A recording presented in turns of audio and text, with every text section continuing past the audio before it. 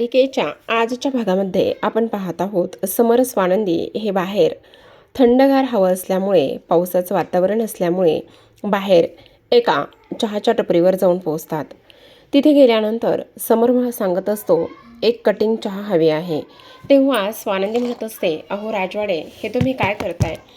एक कटिंग का बरं सांगितली? चहा तुम्हाला प्यायचा होता ना?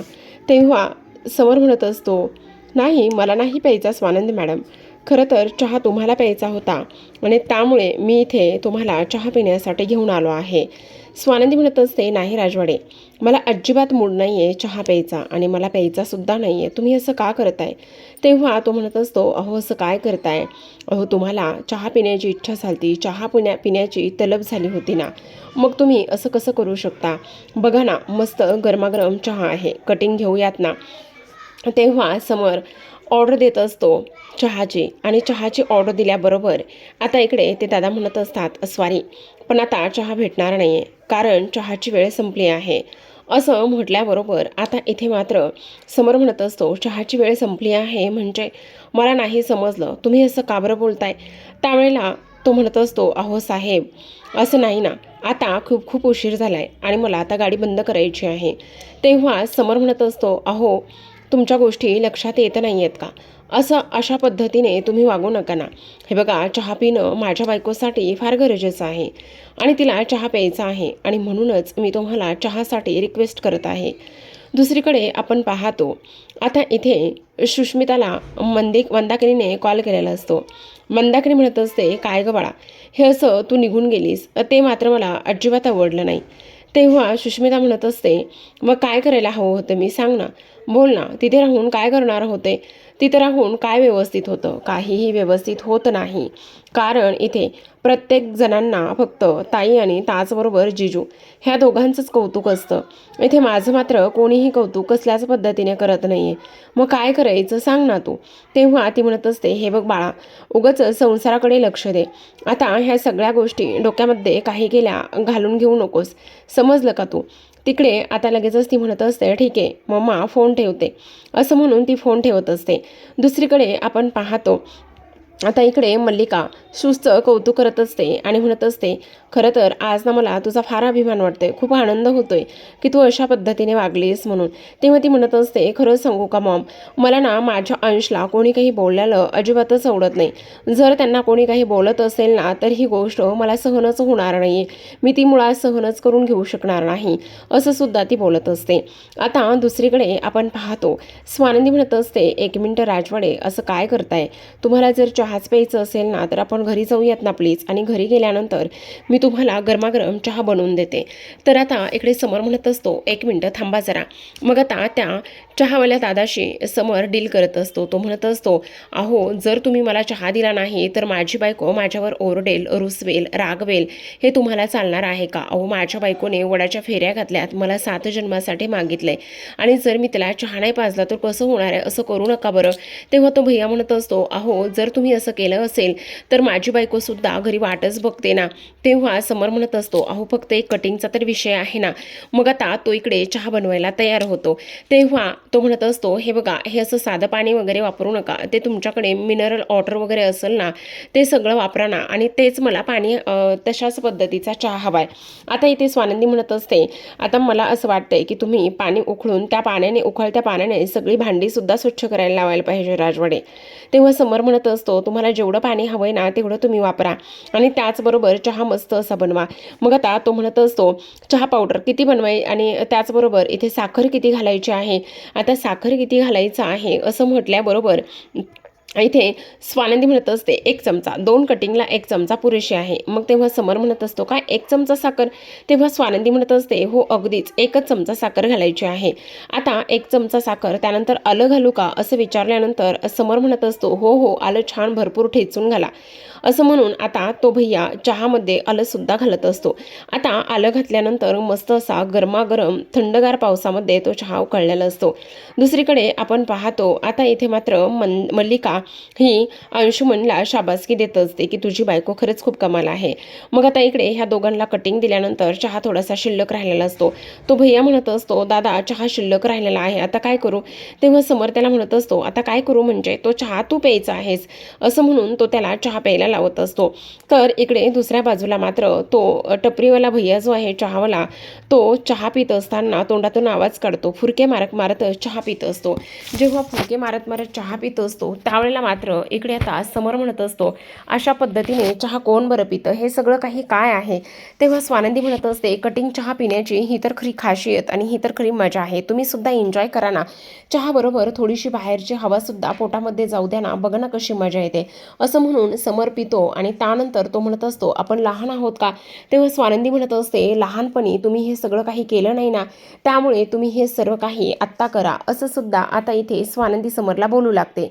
तेव्हा समर म्हणत असतो, खरंच स्वानंदी मॅडम तुम्ही बोलताय ना ते अगदी बरोबर आहे, तुमच्यामुळे मी माझं बालपण पुन्हा जगायला लागलेलो आहे. आणि त्यानंतर स्वानंदी पुन्हा म्हणते, अहो आजूबाजूच्या माणसं तुम्हाला बघतायत ना, काय म्हणतील की राजवाडे अशा पद्धतीने चहा पितायत म्हणून. तेव्हा समर म्हणत असतो, असो द्यात, त्या लोकांचा मला काहीही फरक पडत नाहीये आणि त्याचबरोबर चहा हा कटिंगमध्ये असाच प्यायचा असतो, असं म्हणून दोघेही जण आता एन्जॉय करत असतात.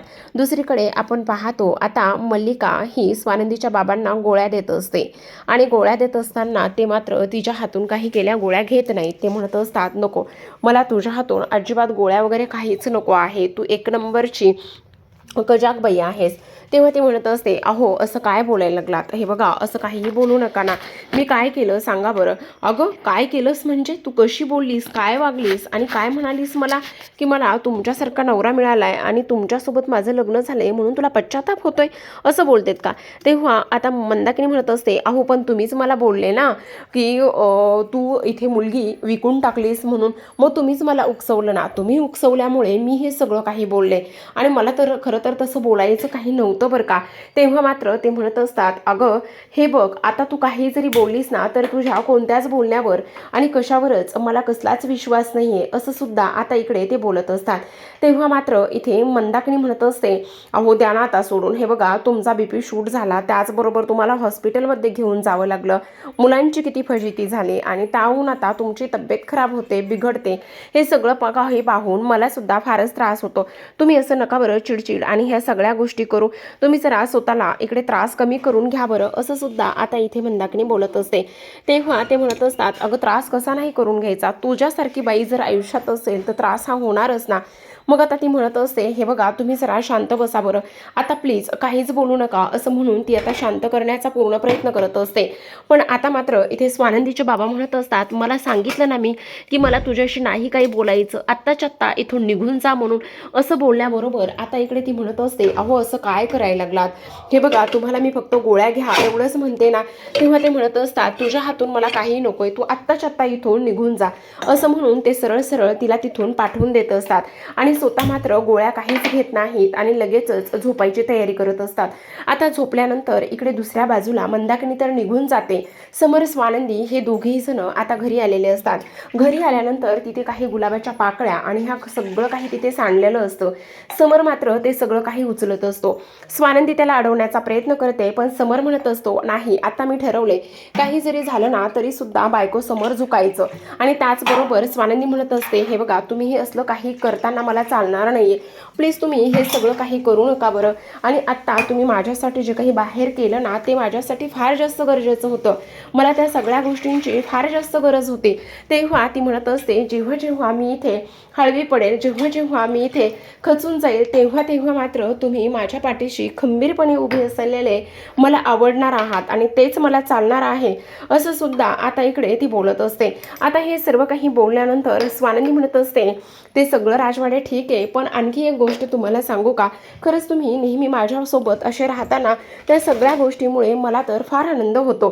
आता इकडे हे फुलांचं काय करायचं असं विचारल्यानंतर स्वानंदी मात्र आठवण म्हणून ते फूल एका डायरीमध्ये ठेवते आणि बाकीचे इथे झाडांना खत म्हणून टाकून देत असते. दुसरीकडे आपण पाहतो आता झोपण्याची वेळ झालेली असते. समर म्हणत असतो, स्वानंदी मॅडम मला ना तुम्हाला पाहत पाहतच झोपायचं आहे, प्लीज तुम्ही झोपा, असं म्हणून स्वानंदी मात्र समरकडे पाहत पाहत झोपते. तर समरला सुद्धा डोळा लागणारच असतो, पण तेवढ्यातच आता जवळपास बरीच रात्र उलटलेली असते. आणि बरीच रात्र उलटल्यानंतर स्वानंदीला मात्र अचानकच जाग येते. स्वानंदीला अचानकच जाग आल्यानंतर बाजूला पाहते तर समर मात्र तिथे नसतो. मग आता स्वानंदीला प्रश्न पडतो की समर नेमका कुठे गेला असेल आणि त्यानंतर ती लगेचच सगळ्या घरभर शोधण्याचा त्याला प्रयत्न करू लागते. समरला इकडे शोधण्यासाठी स्वानंदी मात्र पूर्ण हॉलमध्ये शोधते, पण हॉलमध्ये सुद्धा समर मात्र तिला सापडत नाही. मग आता समर कुठे गेला असेल असा विचार करत असते. तेवढ्यातच आजींच्या खोलीतून जोराजोरात हसण्याचे त्याचबरोबर मॅचचे आवाज येतात. मग आता स्वानंदी हळूच दरवाजा लोटून पाहते तर इकडे समर आणि आजी ह्या मस्त अंगावर पांघरून घेतलेलं असतं आणि त्यानंतर ते मॅच बघत असतात. आता स्वानंदी म्हणत असते, हे सगळं राजवाडे काय आहे, तुम्ही दोघेजण काय करतात? तेवढ्यातच आजी आणि समर हे घाबरतात आणि समर म्हणत असतो, स्वानंदी मॅडम हे सगळं काही काय आहे? अहो किती आम्ही घाबरलो. तेव्हा स्वानंदी म्हणत असते, तुम्हाला तर खूप झोप आली होती ना, आणि झोप आली होती म्हटल्यावर तुम्ही झोपायचं सोडून चक्क आजींच्या खोलीमध्ये काय करताय? तेव्हा समर म्हणत असतो, अहो खरं तर मी ना झोपायचाच प्रयत्न करत होतो, पण झोप येईना. मग आजीच्या खोलीतून आवाज आला आणि इथे मॅच सुरू होती, मग मी तसाच मॅच बघायला बसलो. बघा ना कसलं वर्ल्ड कप सुरू आहे. असं म्हटल्याबरोबर स्वानंदी म्हणत असते, राजवाडे तुमच्या गोष्टी लक्षात येत आहेत का? अहो असं उशिरापर्यंत जागरण केल्यानंतर तुम्हाला मात्र ॲसिडिटीचा त्रास होतो, उद्या सकाळी ऑफिसला सुद्धा जायचं आहे. तेव्हा तो म्हणत असतो, अहो आता मला सांगा, मॅच बघायची असेल तर काही ऑप्शन काही पर्याय असतो का? अगदी तसंच मी तुम्हाला सांगण्याचा प्रयत्न करतो. एवढी मॅच संपली की आम्ही नक्की झोपायला येणार आहे ना, मी तुम्ही काळजी करू नका, तुम्ही जा बरं आणि शांतपणे झोपा. तेव्हा आजी सुद्धा म्हणत असतात, हो गं स्वानंदी, हे बघ ना मॅच कसली भन्नाट अशी सुरू आहे आणि मॅच बघितल्यानंतरच मगच झोप येते, अगोदर अशी फारशी झोप येत नाही.